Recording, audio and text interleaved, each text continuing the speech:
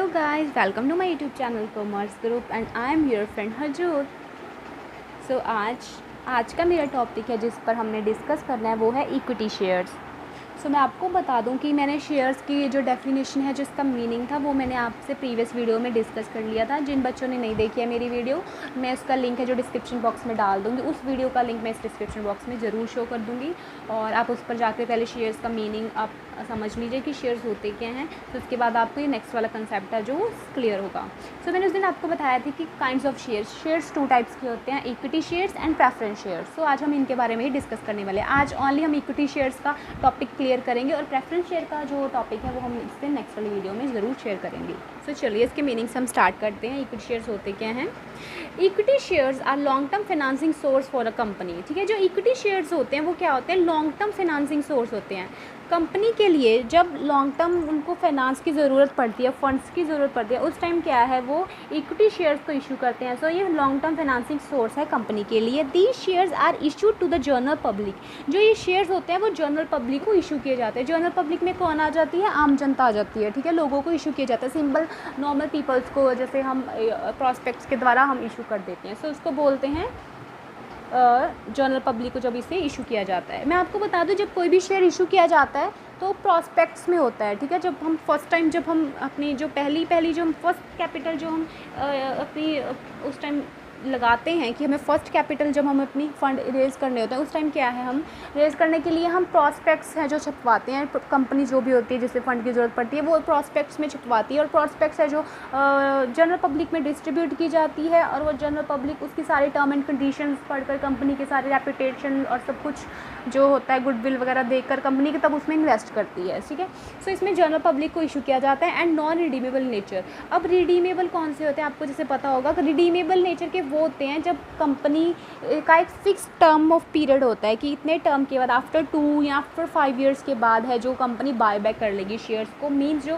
Company है वो share holder से वापस है जो वो शेयर्स है ले लेगी और उनको पे कर देगी एक फिक्स्ड अमाउंट. ठीक है, बट ये जो होते हैं इक्विटी शेयर्स होते हैं जब वो नॉन रिडीमेबल होते हैं. मतलब इसमें कुछ ऐसा नहीं होता कि कंपनी को वो शेयर बाय बैक करने होंगे शेयर होल्डर से. ये फिक्स नेचर के होते हैं और नॉन रिडीमेबल होते हैं.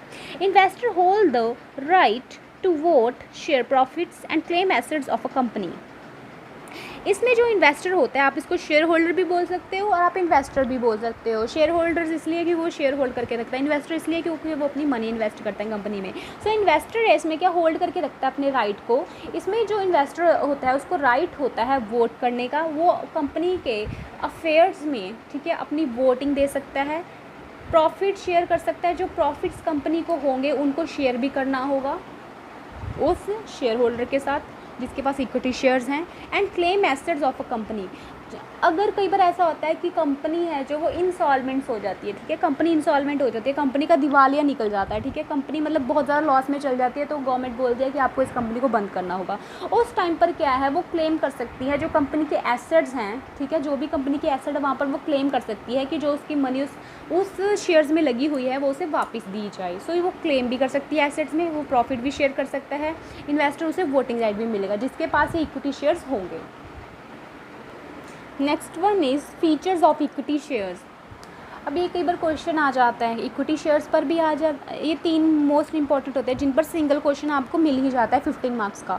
जैसे कि आपको इक्विटी शेयर्स पर भी मिल सकता है, उसका मीनिंग, उसकी डेफिनेशन, उसके फीचर्स एंड उसकी टाइप्स. और आपको इक्विटी के बाद आपको प्रेफरेंस शेयर पर भी मिल सकता है क्वेश्चन, या फिर इन दोनों का डिफरेंस भी आ जाता है पेपर में, या फिर डिबेंचर्स के बारे में भी आ जाता है कि डिबेंचर कौन से होते हैं, उनकी टाइप्स क्या होती हैं. मैं आपको ये सब कुछ क्लियर करने वाली हूँ. इनका डिफरेंस है मैं आपको वीडियो के एंड में, इस वीडियो में तो नहीं, उसके लिए मैं आपको एक अलग से वीडियो बनाऊँगी, बट मैं आपको ज़रूर इक्विटी एंड प्रेफरेंस शेयर का डिफरेंस भी आपको ज़रूर करवाऊंगी. फीचर्स की हम स्टार्टिंग करते हैं. फीचर्स क्या है? Permanent in nature. मैंने आपको बताया कि ये परमानेंट होता है नेचर के. ठीक है, इनको हम जो रिडीम नहीं कर सकते हैं, इरिडीमेबल है. इसका मतलब ये है परमानेंट कंपनी में रह जाती है मनी आपकी, ये परमानेंट नेचर है. सेकेंड वन क्या है? Equity share holder are the actual owners of the company and they bears the highest risk.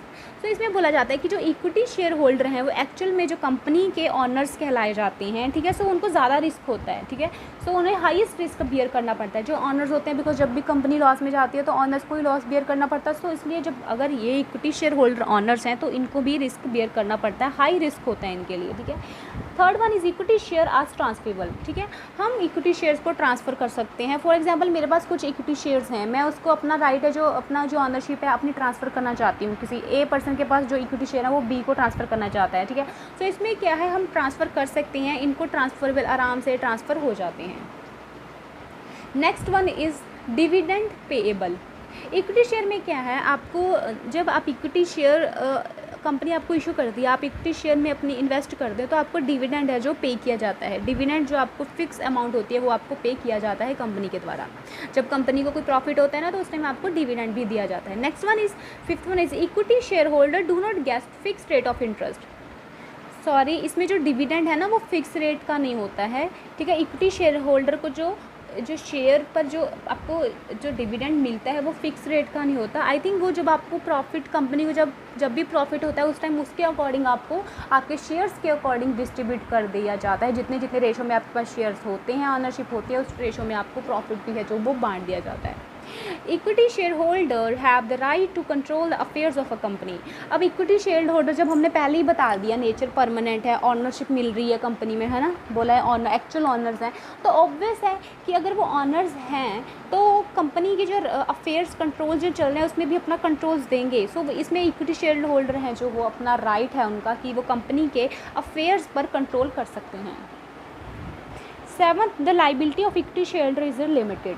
जो इक्विटी शेयर होल्डर की लाइबिलिटी होती है, लाइबिलिटी मीन्स जो उनको उनसे लाइबिलिटी जो लिया जाता है, जिनके लिए वो लाइबल होते हैं पे करवाने के लिए, वो लिमिटेड होती है। लिमिटेड कैसे होती है, लाइक अब किसी ने लाइक फॉर एग्जांपल ए ने इक्विटी शेयर लिए किसी कंपनी में, ठीक है, उस टाइम उसका रेट 50 रुपीज़ पर शेयर था।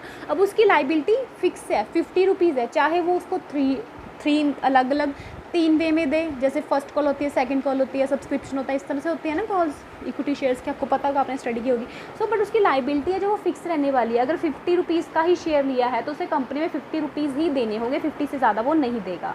तो इसमें यह है कि उसकी जो लाइबिलिटी है वो लिमिटेड होगी। After features of equity share we discuss differential type of equity share. Equity shares कितने टाइप के होते हैं, ठीक है, उसके बारे में हम डिस्कस करने वाले हैं। वैसे मेनली 4 टाइप के होते हैं, मैं आपको 1 बाय 1 सारी समझा देती हूँ।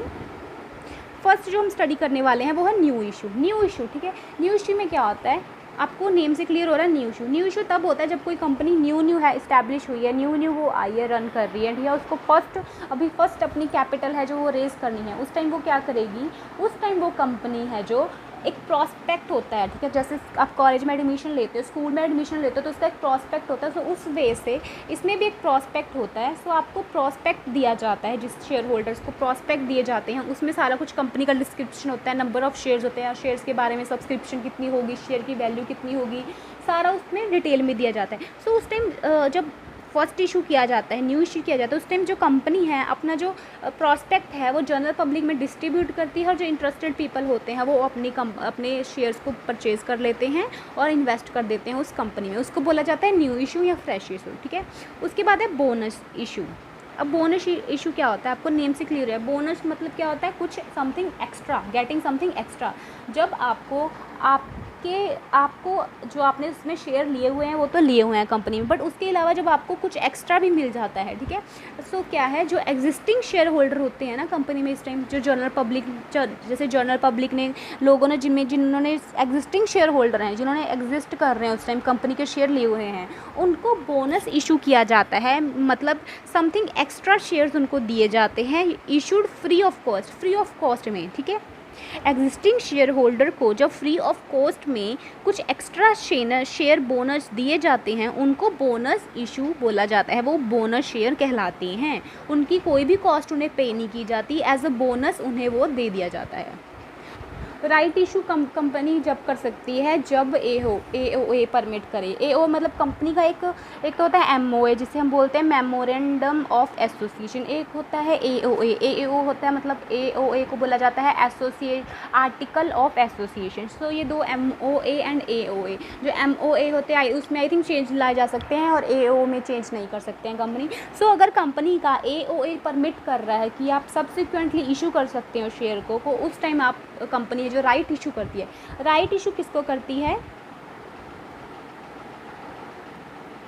राइट इशू में लो प्राइस इशू, बहुत कम रेट पर है जो इशू किया जाता है शेयर्स को, बहुत ही मिनिमम से प्राइस पर उस टाइम जो इशू किया जाता है, ठीक है। और ये किसको इशू किया जाता है, जो एग्जिस्टिंग शेयर होल्डर हैं उनको ही ये राइट इशू किया जाता है, ठीक है। सबसे पहले इसमें क्या होता है, सबसे पहले राइट इशू जब किया जाता है, सबसे पहले तो ये किया जाता है जो एग्जिस्टिंग शेयर होल्डर है उनको, अगर इन केस उन्होंने नहीं लिया तो फिर ये देन जनरल पब्लिक में इशू किया जाता है। But first of all right issue मतलब राइट है किसका है, एग्जिस्टिंग शेयर होल्डर का राइट है। राइट इशू का मतलब है कि राइट है फर्स्ट किसका राइट है, जो एग्जिस्टिंग शेयर होल्डर है उनको, देन पब्लिक जनरल पब्लिक में। इन केस कोई नहीं इंटरेस्ट दिखा रहा तब जनरल पब्लिक में कर दिया जाता है। बट लो प्राइस पे इशू किया जाता है राइट टू सेल और होल्ड। इसमें अगर एग्जिस्टिंग शेयर होल्डर ने इन्हें ले लिया है, ठीक है, हमारा AOA परमिट कर रहा है सब्सिक्वेंट इशू करने के लिए, तो आप लो रेट पर इशू भी कर देते हो। इशू कर दिया तो इस टाइम पे क्या है कि आप इशू प्राइस इशू तो कर दिया आपने, उस पर राइट होता है कि उसको वो चाहे सेल करे चाहे उसको होल्ड करे, चाहे वो एग्जिस्टिंग शेयर होल्डर उसे रखे अपने पास, चाहे उसको आगे सेल कर दे और उससे जो है मुनाफा खुद कमा लेते हैं, प्रॉफिट्स मीन्स। सो ये राइट इशू हो जाता है। राइट मतलब एग्जिस्टिंग शेयर होल्डर को पहले राइट दिया जाता है कि आपको क्या चाहिए शेयर, आप इन्वेस्ट करना चाहते हो। सो इसमें ये है स्वेट इशू। अब स्वेट इशू पर एक कई बार शॉर्ट क्वेश्चन आ जाता है, स्वेट इशू होता है क्या है। स्वेट इशू में क्या होता है, इशू टू इट्स एम्प्लॉय और डायरेक्टर। जो स्वेट इश्यूज़ होते हैं वो कंपनी अपने जो उनके कंपनी के जो एम्प्लॉयज़ होते हैं ना, जो डायरेक्टर होते हैं ना, उसको इशू किया जाता है, ठीक है, एट डिस्काउंट पर कम प्राइस पर है जो वो इशू किया जाता है उनको शेयर। फॉर एग्जांपल जब अगर 12 रुपये उस टाइम शेयर का प्राइस है तो इनको आई थिंक 8 रुपीज़ पर इशू कर दिया जाएगा डिस्काउंट पर, ठीक है, for consideration other than cash. वो इस टाइम कंपनी का सोचना होता है कि उनको कंसिडरेशन कैश की जगह अब हम इशू करते हैं शेयर्स को, स्वेट इशू करते हैं, ठीक है। सो कंसिडरेशन के बदले उनको एक शेयर इशू कर दिए जाते हैं ऑथोराइज्ड इन जर्नल मीटिंग। जब स्वेट इशू करने होते हैं, जब स्वेट इशू शेयर्स इशू करने होते हैं उस टाइम जर्नल मीटिंग में पहले डिसाइड किया जाता है, अथॉरिटी लेनी पड़ती है जर्नल मीटिंग में, सहमति लेनी पड़ती है कि हम स्वेट इशू कर सकते हैं। फिर इनकी जर्नल मीटिंग में ही इनकी कंसेंट ली जाती है एम्प्लॉयज़ की और डायरेक्टर्स की, कौन कौन इसको स्वेट इशू को लेगा। अब मैं आपको ये भी रीज़न बता देती हूँ कि इशू क्यों किया जाता है एम्प्लॉयज़ और डायरेक्टर को एट अ डिस्काउंट। देखो अगर आप किसी कंपनी में इन्वेस्ट कर रहे हो तो ऑब्वियस है, मैं किसी कंपनी की एम्प्लॉई हूँ, ठीक है। जब मैं एम्प्लॉई रहकर काम करूँगी उस पर मैं इतना इंटरेस्ट नहीं दिखाऊंगी। इन केस जब मेरा वहाँ पर मेरे पैसे लगे होंगे, मेरी इन्वेस्टमेंट लगी होगी, तो मुझे इंटरेस्ट भी होगा ना कि मैं वहाँ पर काम अच्छा करूँ ताकि प्रॉफिट्स अच्छे हो, मुझे ज़्यादा डिविडेंड मिले। सो इस तरह इनको एम्प्लॉयज़ और डायरेक्टर को इसलिए स्वेट इशू किया जाता है ताकि वो एक इंटरेस्ट से वहाँ पर काम करे, अपनी कंपनी मान कर उनको एज वहाँ पर काम करे। ऐसा नहीं कि वो वहाँ पर ऐसे ही काम कर रहे हैं बेकार में कि ठीक है जो होता है ठीक है। सो उनका इंटरेस्ट कायम रखने के लिए, उनके इंटरेस्ट को वहाँ पर टिकाने के लिए और उनके राइट्स को वहाँ पर रखने के लिए कुछ इंटरनल जो एम्प्लॉयज़ हैं उनका भी राइट रहे हमारी कंपनी में। ऐसा तो नहीं कि सारी जनरल पब्लिक में डिस्ट्रीब्यूट कर दिया जाए राइट। सो इसके लिए जो स्वेट इशू है जो वो उसे इशू किया जाता है, ठीक है। सो ये थे हमारे different type of equity issues कि कितने टाइप्स के इशू किए जाते हैं। सो आज की मेरी यही वीडियो थी। अगर आपको मेरी वीडियो अच्छी लगी हो प्लीज़ मेरी वीडियो को लाइक कीजिए, सब्सक्राइब कीजिए और शेयर भी कर दीजिए। बहुत मेहनत से मैं आपके लिए वीडियोस बनाती हूँ। सो प्लीज़ मेरी वीडियो को एंड तक देखा कीजिए, स्किप मत किया कीजिए। Thank you.